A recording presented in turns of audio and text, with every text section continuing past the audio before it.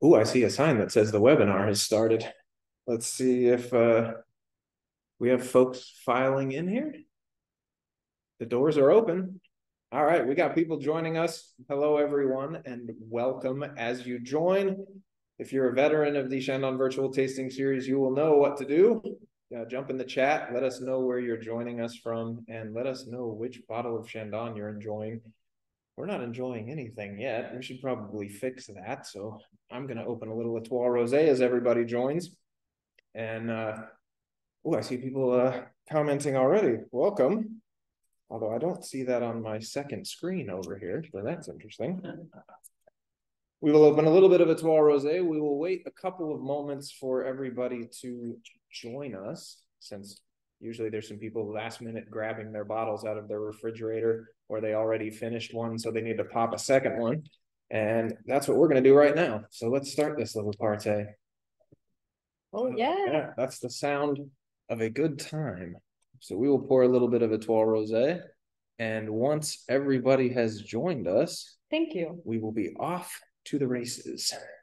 So first of all, I want to read out, after I'm done pouring, I want to read out where everybody's coming from. This is one of my favorite things, but I can't see it on my phone. So that's not great. So everyone will just have to read in the chat and see where everyone is. I think it looks pretty stable in terms of people joining us. So I will give you the official welcome. Veterans of the virtual tasting series from Chandon will know exactly who I am. I'm Brian Fairleigh, Chandon's brand education manager and the host for this little soiree. And thank you very much for joining us for this holiday edition of the virtual tasting series. And of course, I'm joined by someone who has joined us a couple of other times on virtual tastings, our associate winemaker, Laura Fontaine. Welcome, Laura. Thank you. Welcome, everybody. Thank you for joining us. Yes, thank you for taking the time. And of course, thank you to all of our Club Chandon members who have joined us, our very favorite people. If you don't know, we had the very first wine club in the Napa Valley, which dates all the way back to 1983. I also date all the way back to 1983, so that was a very good year. We are going to be doing something very fun today. We have sort of a full range of things to taste. We're going to be enjoying some Étoile Rosé, well, right about now, I think. Actually, you know what? So, cheers. It's been a while. It has been a while. Been quite a few months since we've done one of these. Very excited to do them again. So thank you very much again for joining us. We're going to taste 3 different wines. You will see them from, well, my left to right. The Chandon Carneros Chardonnay, which is a still wine, vintage 2019 in this case. We will then taste the Étoile Rosé. And I put these in the wrong order. We will also be tasting one of Laura's greatest creations, the Garden Tea. So with that, I think we will start. The first thing you might notice, though, is that we are in a very different space. It's quite a nice setup, isn't it? It is quite nice, isn't it? Yeah. If you have been a part of the virtual tastings here before, you will remember us in various different rooms, in various different places, sometimes in completely different places. But in this case, you have a small glimpse into the brand new remodel of the entire Chandon home. So if you have a chance to come visit us, if you have a chance to come see what we're up to, this is a small glimpse of a completely rethought, completely reimagined, and completely remodeled experience here at Chandon in Yonko. So absolutely inviting you, even if you've been to Chandon a million times, please come see us again, because it will absolutely blow your mind what we've been up to for the last couple of years. And of course, in January, for our club members, we will also have the club lounge opening. It's very exciting. Very exciting, very exclusive. So club members, come check that out. If you're not in the club, well, you know what to do. You know what you're missing out on now. A lot of VIP access and a lot of exclusive stuff. So the first thing I want to talk about, since we haven't done one of these since last year, I want to talk about harvest this year, vintage 2023. How did it go? It was interesting. I feel like we say that every time, but this one was very special. So for us in Napa, it was a very cold season, which led to harvest being delayed by about a month. For us, it was exactly 3 weeks, but for some people, it was a month. We finished harvest. We're just talking about this with Brian, with our last lot of Cabernet Sauvignon wine we make for the wine club and the winery only. And it was in November 7th. So it's really late for us. But overall, in terms of quality, very low temperature during the ripening season. So very slow development of flavors, high acidity. We're very happy with the quality. Yeah, ultimately, that's what we really need is that cool weather, the brightness, the freshness, the fruitiness, all those cornerstone elements that you find in all of the different Chandon wines. Really a pretty good year, ultimately, I think. Yeah, a very good year, especially for us. So we're looking for lower breaks, higher acidity, so it's perfect for sparkling winemaking. Absolutely.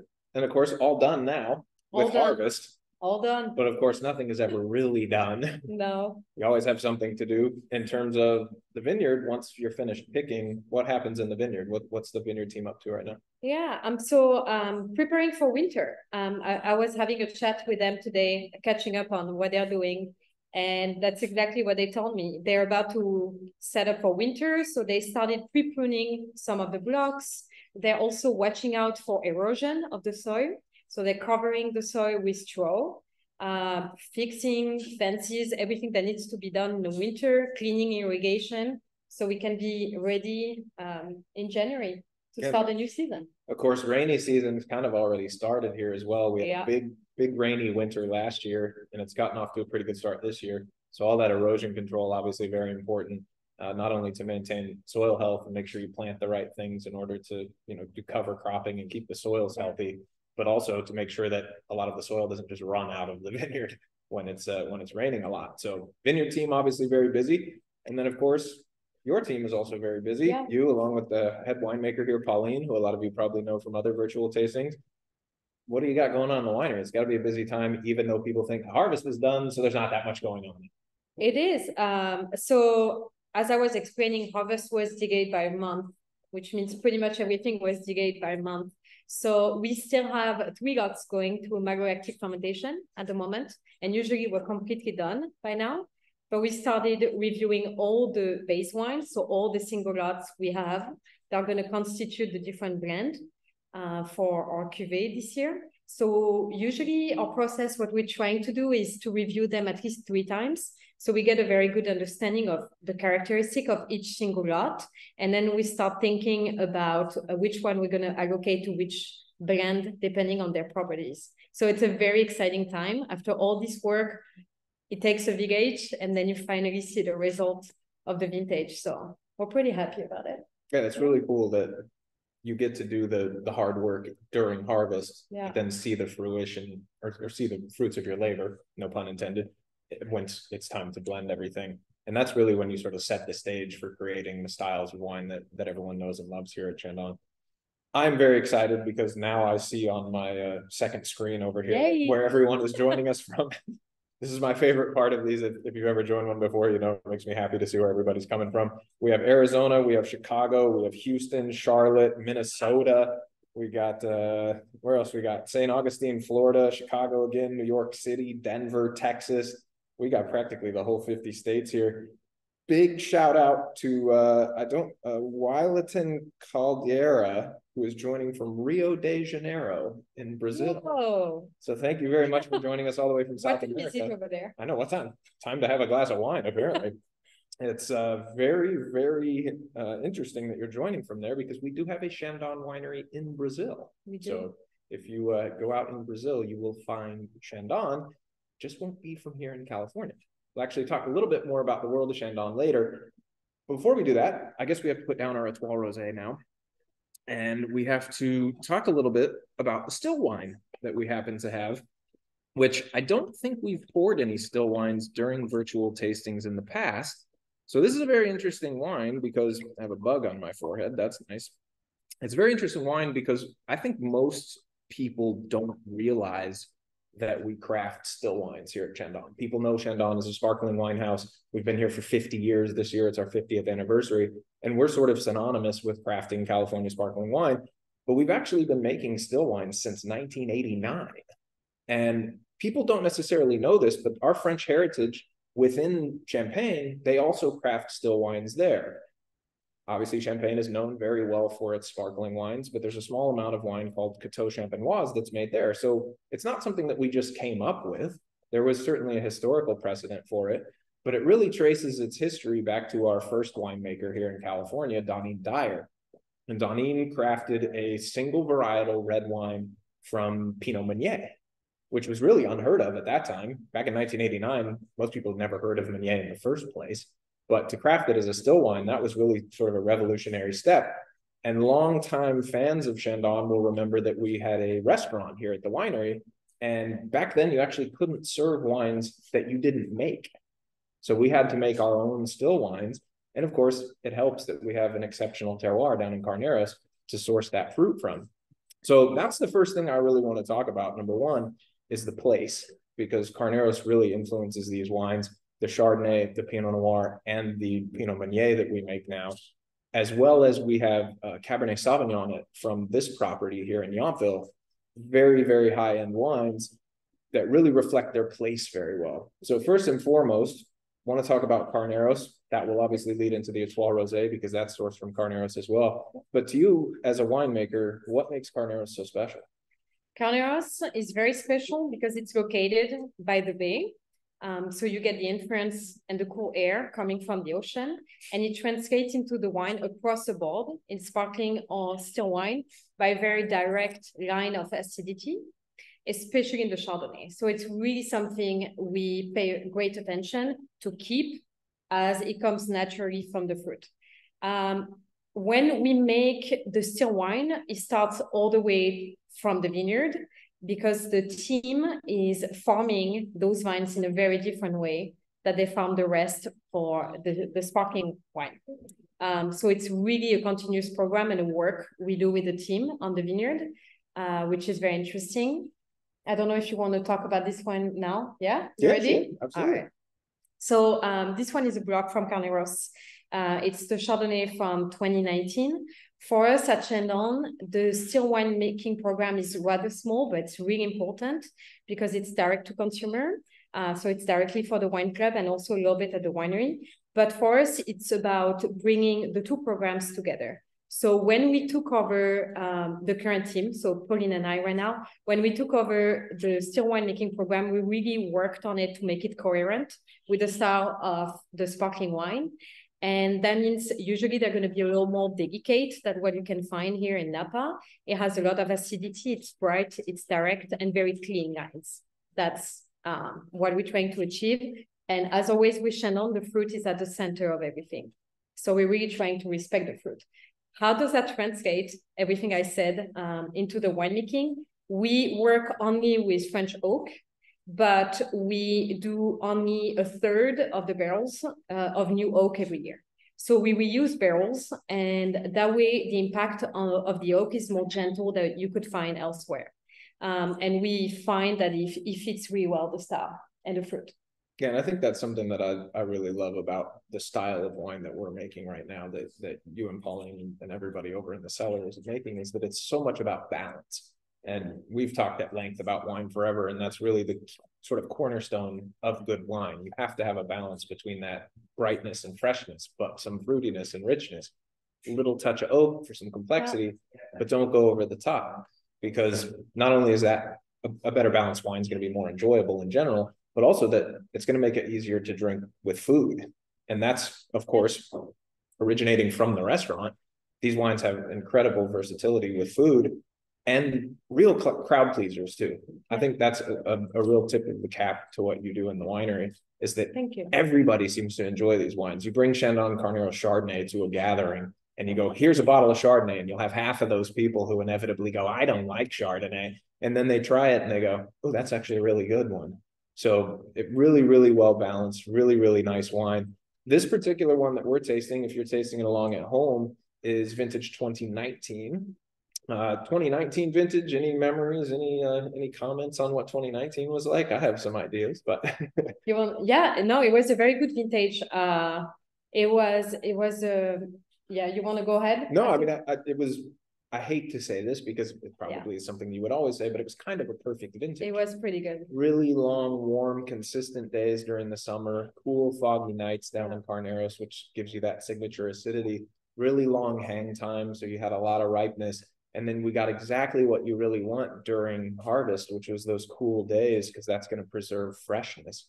And so in this wine, you really see those notes. You see the vibrancy and you see the brightness that Carneros is known for, but there's some softness. There's some tropical fruit notes, that little bit of pineapple. It's got a little richness to it, but just those subtle baking spice notes that come from the French oak. And vanilla. Yep, a little bit of vanilla in there. Very well balanced wine. This for me, I mean, we're talking holidays. It's holiday season. You bring a couple bottles, yes, soft cheeses for your appetizers when everybody's coming over and you're getting those finger foods out. Get some soft cheeses and just put a couple bottles of this out. Everybody likes it.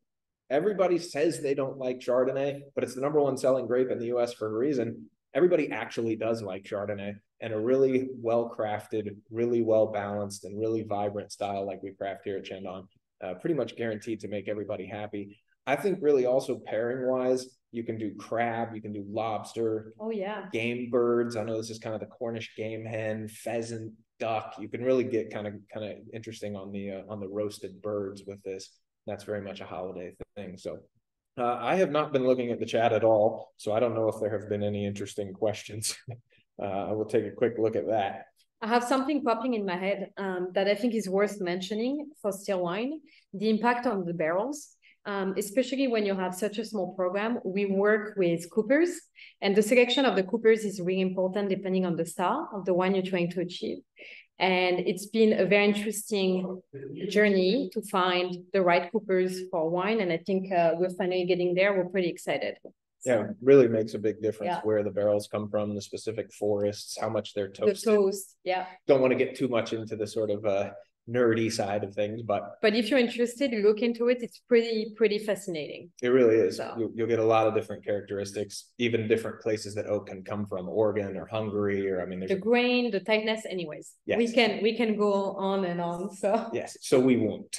Last thing I wanted to talk about actually was glassware. So if you're looking at these two glasses, you'll go, okay, well, they're drinking still wine out of a slightly larger glass, and you're drinking sparkling wine out of a slightly smaller glass.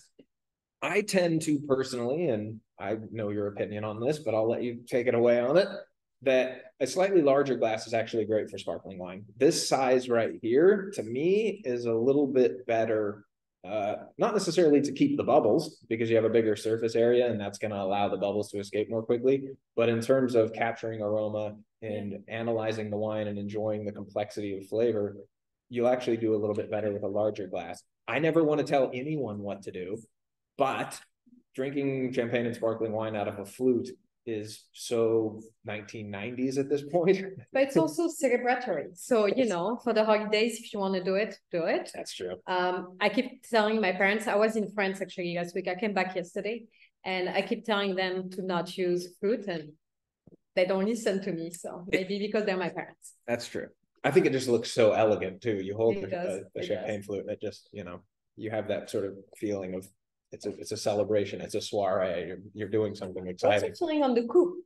Since you like gouge glasses. If everybody doesn't know what the coupe is, it's that sort of wide, shallow glass that looks quite nice on the cover of Great Gatsby. But other than that, really not the greatest thing to be drinking sparkling wine out of, because as I mentioned, you have a larger surface area, so your bubbles escape more quickly. You also have no sort of conical shape to capture the aromas. Yeah. And so as the bubbles burst, they release aromas into the air, and then they just go into the air. You never actually get to enjoy them. So again, a very elegant looking thing. I would go for the fruit between the two. Agreed. I think probably a little bit more, in that case, it's a little more form over function. Looks a little better than it actually looks. So in general, we recommend the sort of tulip-shaped glass for sparkling wine, slightly wider base for your still wines. These glasses that we're using are actually the ones that we use here at the winery, here in the Chandon home for tastings, etc. So definitely the overall of that is just drink more sparkling wine. It doesn't matter what you drink out of it. That's the way I look at it.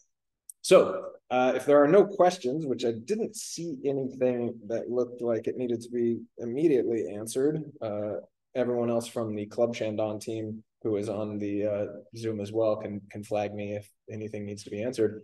But if not, we can, I guess, return at this point to the wine that we tasted first, which is the Étoile Rosé. Longtime winery fans will certainly know this wine very well. as one of the top of the line wines that we craft here, one of the highest quality sparkling wines made in California, in my opinion. And Étoile, of course, if you don't speak French, as Laura definitely does, is the French word for star. It is the French word for star.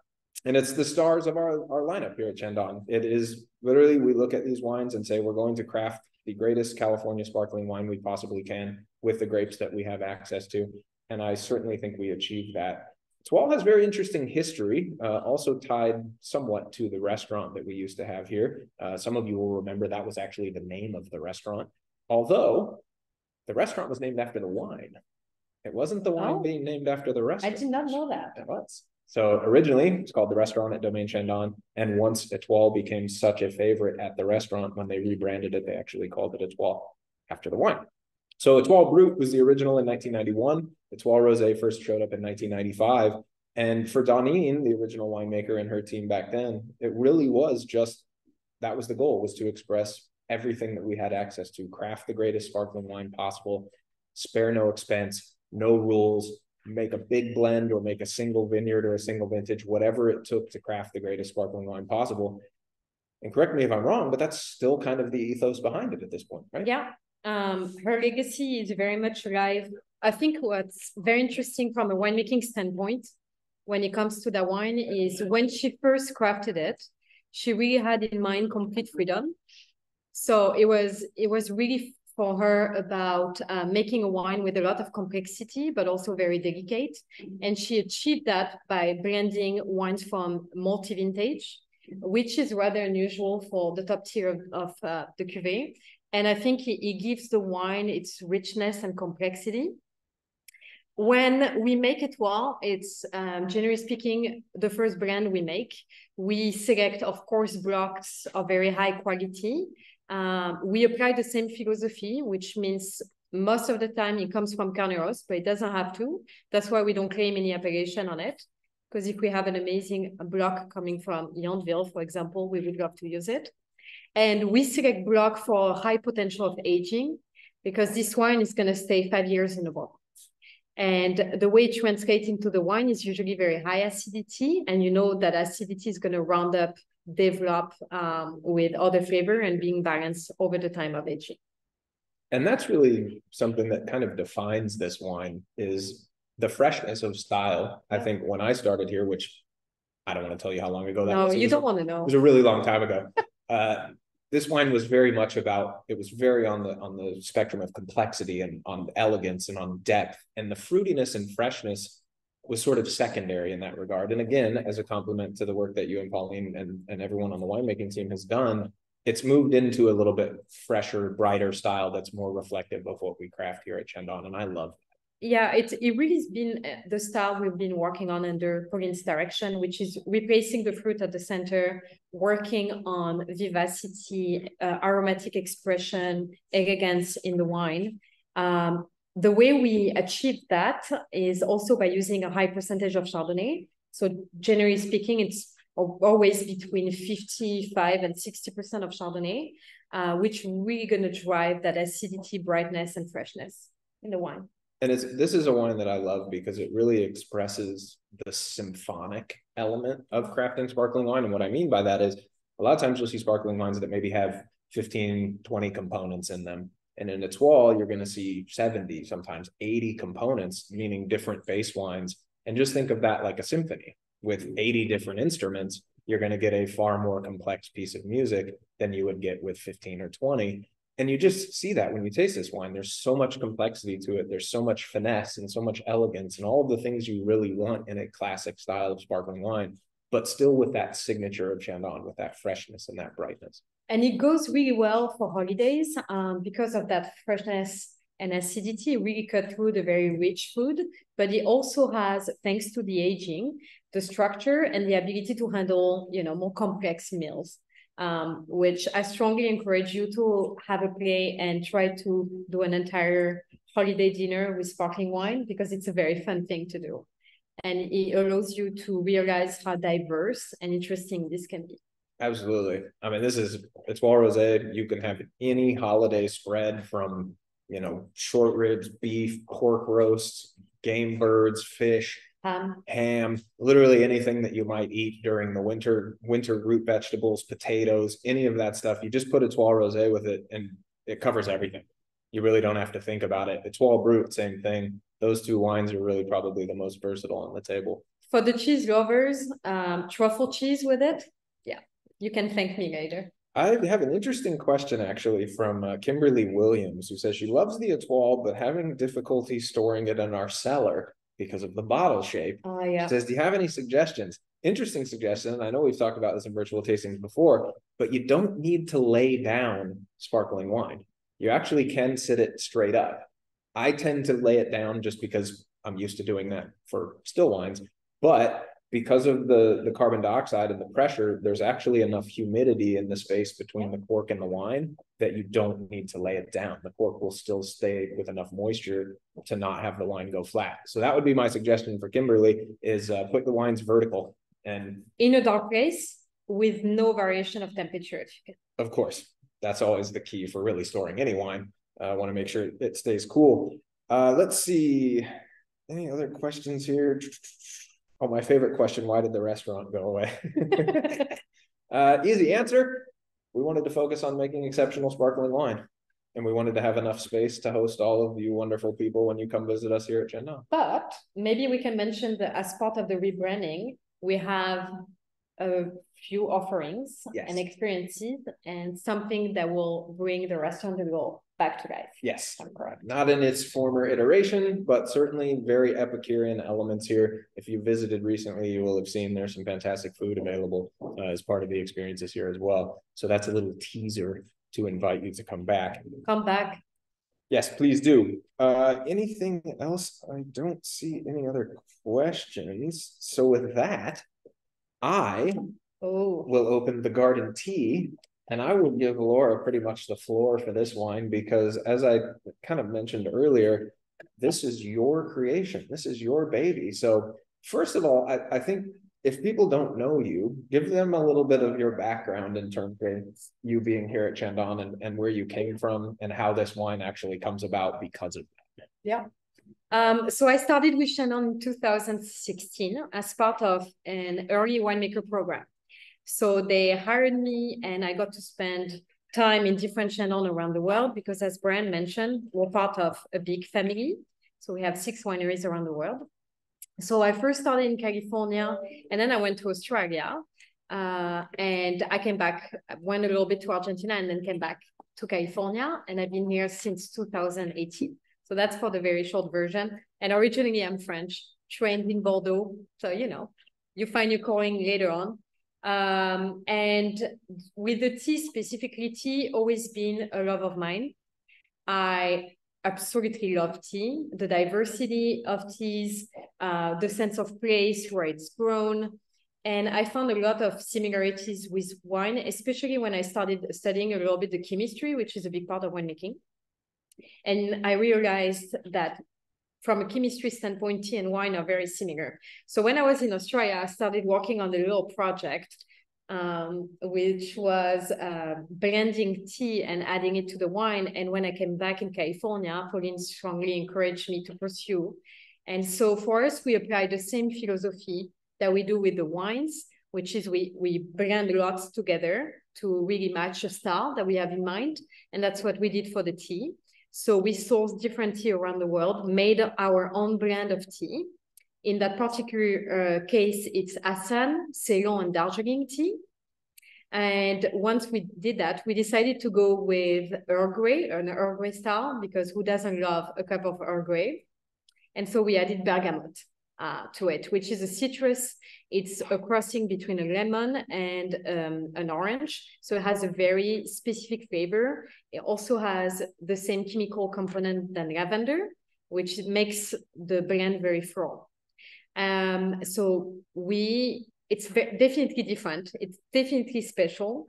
And we added at this bulging, and I think it makes something very unique. It does. And this is something that I love because it embodies the ethos of Chandon, which is not that you have the freedom to innovate. You certainly do, but it's an essential part of winemaking here. It's an essential part of the vineyard. It's an essential part of marketing and branding, and everything that we do is always thinking outside the box. If you think back to the founding of Chandon, it was very much outside the box. This idea to export the expertise of crafting sparkling wine rather than exporting more sparkling wine from France. No one had ever thought to do that before. And so it's really in our DNA. And for you to come up with something that, quite frankly, no one had ever thought of prior to this really shows how important that is for Chandon here in California, but also for all the other Chandons around the world. I'm looking at the chat and a bunch of people are talking about Garden Spritz, which of course, sort of in the same category as this. If you're out here in the US, you will see bottles that have the sort of orange label on them. That's Garden Spritz. Garden Spritz, kind of a different thing. You want to serve that in a big wine glass over ice. Garden tea, on the other hand, not supposed to be served over ice, correct? Correct. So you can do, as always, you do what you prefer, but we really designed it in a way that you have to serve it extremely chilled. But thanks to the bitterness of the tea, you don't feel any sweetness in it, and it's rather balanced. So we strongly recommend to serve it chill and not over ice, but if you prefer it over ice, whatever makes you happy. Correct. It's really, for me, this is something that when you take it to a gathering, it's mind-blowing. Yeah, people have no idea what to expect, no idea what it is. I love this sort of surprise and delight element whenever I've taken it to places, whether it's with wine knowledgeable people or it's with friends who don't know anything about wine. There's always this, I love the face everyone makes when they take the first sip, because they kind of go, huh? And then they go, ooh. And then they go, yeah.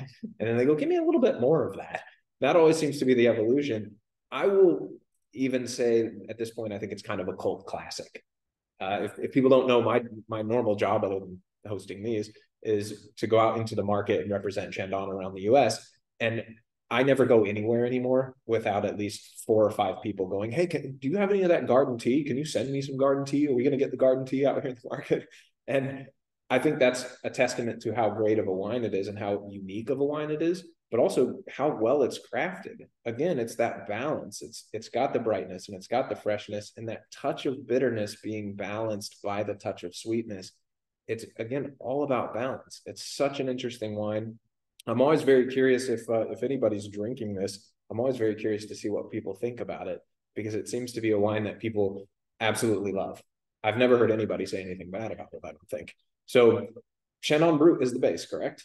Yeah, correct. Yeah, so it's got that, classic freshness, brightness, crispness, great acidity, very bright style, but then you add these layers of complexity on top of it. And for me, I love this wine with one single thing. Well, I like it with some other things too, but its very best pairing to me, creme brulee with a couple of little sprinkles of lavender on top. That is a killer pairing. Really good with cheese. You can do some smoked fish. You can do that kind of stuff. But, smoked Gouda, aged cheddar, that goes really well. Thai food. Ooh, Thai food, and one that this is not a holiday food for us necessarily. Thai food's not really either, I guess. Not a traditional holiday food, but for me, ramen and pho are fantastic with the garden tea. So a little bit off the holiday pairing, but it's cold most places. You need something hearty, you need something warm. Garden tea will really work for that. Yes, I'm reading the chat again. Can't get tea outside of the club membership. No wine club specific for this wine club exclusive. Obviously, not an easy wine to craft. No, yeah, and it's something very different, and we always try to push a little bit the boundaries and challenge the way we think, and especially for wine club, because the wine club members are very important and dear to us. So sorry, wine club on me. Yep, if you want it, join. That's how you get it. There's no other way around it. Let's see, anything else on here that I see? We have a bottle of Garden Spritz that tastes like Earl Grey tea. That's this one. This is Bill and Karen on the chat. So Garden Tea is this one with the white label. And then I'm looking back there. I don't see any Garden Spritz. I was going to grab a bottle. Yeah. We got somebody here who's in the studio with us who will be our assistant and grab us a bottle of Garden Spritz. Thank you. There you go. This is the Garden Spritz, the orange version. So this has a little bit of orange peel bitters in it, and it's the one that you serve over ice. So if you see the orange label, you'll see this out in the market. It's sold all across the United States. you can get it pretty much anywhere. If I'm doing my job, you will be able to find Garden Spritz. Whereas the Garden Tea with the white label, that one is only for Club Chandon members. So just clarifying that for you guys on the chat. Let's see, anything else on there? Both your bottles say Garden Spritz. Yes, they do both say Garden Spritz. But the most important thing is for the orange bitters, you have the orange label, and for the Garden Tea, you have the white label. So the reason why they say Garden Spritz is because it's a way to referring to that collection of products that are a little different than things you can find. So they're part of the same philosophy. That's why they belong to the same family. Yes, we sort of have subfamilies of wines that can be single vineyard, or they can be the signature tier wines that everybody's so familiar with. The Étoile tier, we kind of categorize the wines based on the style, based on the intent, and sort of based on the flavor profile sometimes. So the Garden Spritz category is this innovation sort of infusions, I guess, if you will, for lack of a better term. Anything else that I see on here? I have to scroll back a little bit. But I think we might be good. Any last things you're thinking here, Laura? Because I think we picked the fly today to show you also the diversity of the wine we're making, and hopefully it inspires you, to explore a little bit for the holiday season. And we really hope that the wine will keep you company and share moments with you and your family, because that's why we craft them. And so that's what the holidays are about. So. Yeah. I think with that, I want to say thank you to everybody for joining for the holiday edition of the virtual tasting series. Of course, in the future, we'll keep doing these. I always want to give a special thank you and a special shout out to all of our club members. And of course, I want to thank you, Laura, for joining us, winemaking knowledge directly from the source. So thank you very much. I know you're very busy, so thank you for taking the time to be here. My pleasure. And of course, some very good news before we go. You still do have time to order from Chandon.com and actually get the wines before Christmas or before New Year's. You got a couple days for the cutoff for Christmas, and then you have about a week and a half, give or take, for the cutoff before New Year's. So you're going to need some wine. You're going to have family over. You're going to have friends over. It's always good to have a little more than you actually need, because if you don't use it all, you'll eventually use it. And of course, after that, it's going to be spring. So it's practically going to be time to start drinking sparkling wine constantly again. So go to Chandon.com, load up. You know what to do. Very easy. So with that, from Brian, from Laura, on behalf of the Chandon Wine Club team and everybody here, thank you all very much again for joining us on the virtual tasting. And we will see you next time. Happy holidays to all of you. And cheers. Cheers. Salud.